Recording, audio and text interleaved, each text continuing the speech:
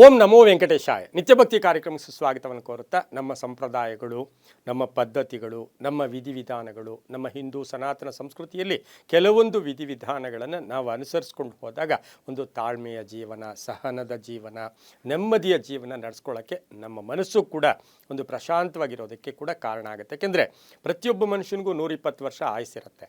ಆದರೆ ಯಾಕೆ 120 ವರ್ಷದವರೆಗೂ ಎಲ್ಲರೂ ಬದುಕೋಕ್ಕಾಗಲ್ಲ ಅಂದಾಗ ಅದು ಆಹಾರದ ಒಂದು ಪದ್ಧತಿಗಳಿರ್ಬೋದು, ಮಾತಿನ ಪದ್ಧತಿಗಳಿರ್ಬೋದು, ಕಾರ್ಯಕ್ರಮಗಳಿರ್ಬೋದು, ಮನಸ್ಸಿನ ಭಾವನೆಗಳಿರ್ಬೋದು, ಇವೆಲ್ಲವೂ ಕೂಡ ನಮ್ಮ ಆಯಸ್ಸನ್ನು ಕಡಿಮೆ ಮಾಡ್ತಕ್ಕಂತಹ ಸಾಧ್ಯತೆ ಇರುತ್ತೆ. ಉತ್ತಮವಾದ ಪದ್ಧತಿಗಳು ಆಯಸ್ಸನ್ನು ಜಾಸ್ತಿ ಕೂಡ ಮಾಡ್ತಕ್ಕಂಥ ಒಂದು ಸಾಧ್ಯತೆಗಳಿರುತ್ತೆ. ಅದಕ್ಕೆ ಸಾಕ್ಷಾತ್ ನಿದರ್ಶನ ಅಂದಾಗ ಇತ್ತೀಚೆಗೆ ನಡೆದಾಡೋ ದೇವರಾಗಿರ್ತಕ್ಕಂಥ ಶಿವಕುಮಾರ ಸ್ವಾಮಿಗಳು 110 ವರ್ಷ ಜೀವಿಸಿದ್ದೇ ಒಂದು ಸಾಕ್ಷಿ ಅಂತ ಹೇಳ್ಬೋದು. ಇನ್ನು ಇವಕ್ಕೆಲ್ಲಕ್ಕೂ ಕೂಡ ಅನೇಕ ಕಾರಣಗಳಿದ್ದರೂ ಕೂಡ ಕೆಲವೊಂದು ಮುಖ್ಯವಾದ ಕಾರಣಗಳನ್ನು ನಾವು ತಿಳ್ಕೊಳ್ಳೇಬೇಕು. ಅದು ಮಾತಾಡುವ ಕ್ರಮ. ನಾವು ಮಾತಾಡ್ತಕ್ಕಂಥದ್ದು ಅದು ಸೌಮ್ಯವಾದ ಮಾತಾ, ಗಟ್ಟಿಯಾದ ಮಾತಾ, ಜೋರಾದ ಮಾತಾ. ಯಾಕೆ ಅಂತ ಹೇಳಿದ್ರೆ ಕೆಲವರು ಬಹಳ ಮೃದುವಾಗಿ ಮಾತಾಡ್ತಾರೆ, ಕೆಲವರು ಮಾತಲ್ಲೇ ಆ ಮೃದು ಮಾತನ್ನೇ ಜೋರಾಗಿ ಮಾತಾಡ್ತಾರೆ, ಕೆಲವರು ಕಿರಿಚ್ಕೊಂಡು ಮಾತಾಡ್ತಾರೆ. ಅದಕ್ಕೆ ಈ ಅರಚುವುದು, ಕಿರುಚುವುದು, ಗಟ್ಟಿಯಾಗಿ ಕೂಗುವುದು, ಜೋರು ದನಿಯಲ್ಲಿ ಮಾತಾಡ್ತಕ್ಕಂಥದ್ದು ಎಲ್ಲಿ ಮಾತಾಡಬೇಕು, ಎಲ್ಲಿ ಮಾತಾಡಬಾರ್ದು, ಈ ಗಟ್ಟಿಯಾದ ಧ್ವನಿ ಎಲ್ಲಿ ಮಾತಾಡಬೇಕು, ಎಲ್ಲಿ ಮಾತಾಡಬಾರ್ದು. ಕೆಲವು ಸಾರಿ ಏನಾಗುತ್ತೆ, ಕೆಲವು ಜಾಗಗಳಲ್ಲಿ ನಾವು ಎಷ್ಟೇ ನಮ್ಮ ಸ್ವಭಾವ ಹೇಗೆ ಇದ್ದರೂ ಅಂತಹ ಜಾಗಗಳಲ್ಲಿ ಸೌಮ್ಯವಾಗಿ, ತಾಳ್ಮೆಯಿಂದ, ಸಹನೆಯಿಂದ, ನಿಧಾನವಾಗಿ ಮಾತಾಡಬೇಕು. ಆ ಜಾಗಗಳು ಯಾವುದು ಕೆಲವೊಂದು ನಮಗೆ ಗೊತ್ತಿದ್ರೂ ಕೂಡ ನಾವು ಅದನ್ನು ತಿಳ್ಕೊಂಡಿರಲ್ಲ. ಇವತ್ತು ಸ್ವಲ್ಪ ತಿಳ್ಕೊಳ್ಳೋಕ್ಕೆ ಪ್ರಯತ್ನ ಕೂಡ ನಾವು ಮಾಡೋಣ. ಏರು ದನಿಯಲ್ಲಿ ಎಲ್ಲೆಲ್ಲಿ ಮಾತಾಡಬಾರ್ದು.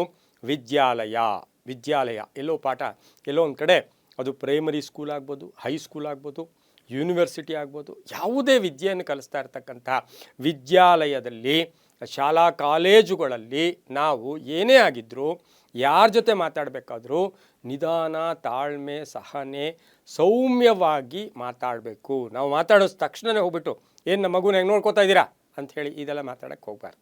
ಅವ್ರಿಗೂ ಅಲ್ಲ, ಅದು ನಮಗೆ ಎಫೆಕ್ಟ್ ಆಗುತ್ತೆ. ಹಾಗಾಗಿ ಸೌಮ್ಯವಾದ ಮಾತನ್ನು ಅಥವಾ ತಾಳ್ಮೆಯಾದ ಮಾತನ್ನು ಎಲ್ಲೋ ಒಂದು ಕಡೆ ಸಣ್ಣ ಧ್ವನಿಯಲ್ಲಿ ಶಾಲಾ ಕಾಲೇಜು ವಿದ್ಯಾಲಯಗಳಲ್ಲಿ ಮಾತಾಡಬೇಕು.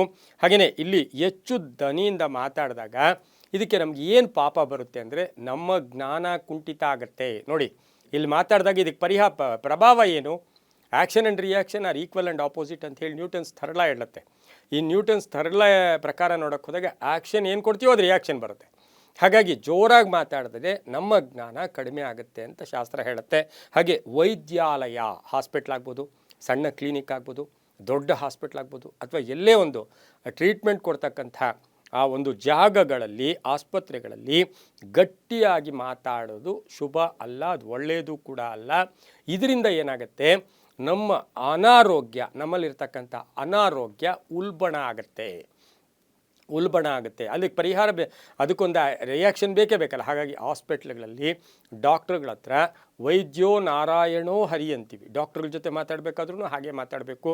ಹಾಗಾಗಿ ಅಲ್ಲಿ ಗಟ್ಟಿ ದನಿಯಲ್ಲಿ ಮಾತಾಡಬಾರ್ದು. ಯಾಕೆ ಅಂತ ಹೇಳಿದ್ರೆ ಅಲ್ಲಿ ಇರ್ತಕ್ಕಂತಹ ಒಂದು ಅವರ ಒಂದು ಪರೀಕ್ಷೆಗಳಲ್ಲಿ ಈ ಮೃದು ಮಾತು ನಮಗೂ ಒಳ್ಳೆಯದು, ಅವ್ರಿಗೂ ಒಳ್ಳೆಯದು. ಹಾಗೆ ಹಣ ಕೊಡಬೇಕಾದವರ ಹತ್ತಿರ, ನಿಮ್ಗೆ ಯಾರೋ ಹಣ ಕೊಡಬೇಕು, ಯಾವುದೋ ಪರಿಸ್ಥಿತಿಯಲ್ಲಿ ನೀವು ಕಮಿಟ್ ಆಗಿದ್ದೀರಿ, ನೀವು ಅವ್ರಿಗೆ ಕೊಟ್ಟಿದ್ದೀರಾ, ಅವರ ಜೊತೆ ಗಟ್ಟಿಯಾದ ಧ್ವನಿ ಮಾತಾಡಿದ್ರೆ ಅಲ್ಲಿ ಪರಿಹಾರ. ಅದಕ್ಕೆ ಏನು ಪ್ರಭಾವ ಬೀರುತ್ತೆ ಅಂದರೆ ಸಮಸ್ಯೆ ಜಾಸ್ತಿ ಆಗುತ್ತೆ.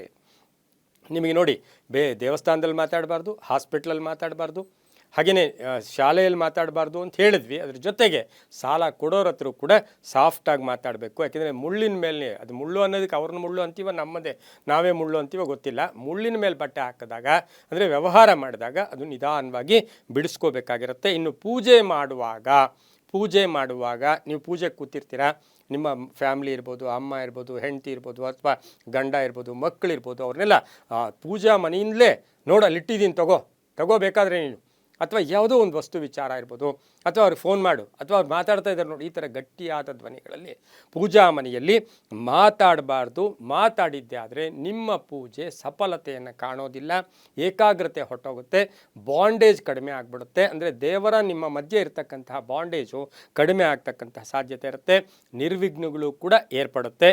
ಇನ್ನು ಗಂಡ ಹೆಂಡತಿ ಜೊತೆ ಮಾತಾಡುವಾಗ ಗಂಡ ಹೆಂಡತಿಯನ್ನು ಗುಲಾಮ್ರ ಥರ ನೋಡೋದು, ಅಥವಾ ಗಂಡನನ್ನು ನಿಮ್ಮ ಜವಾಬ್ದಾರಿ ನಂದು ಅಂತಕ್ಕಂಥ ಅಹಂನಿಂದ ಹೆಂಡತಿ ಮಾತಾಡೋದು, ಇವೆರಡೂ ಬೇಡ.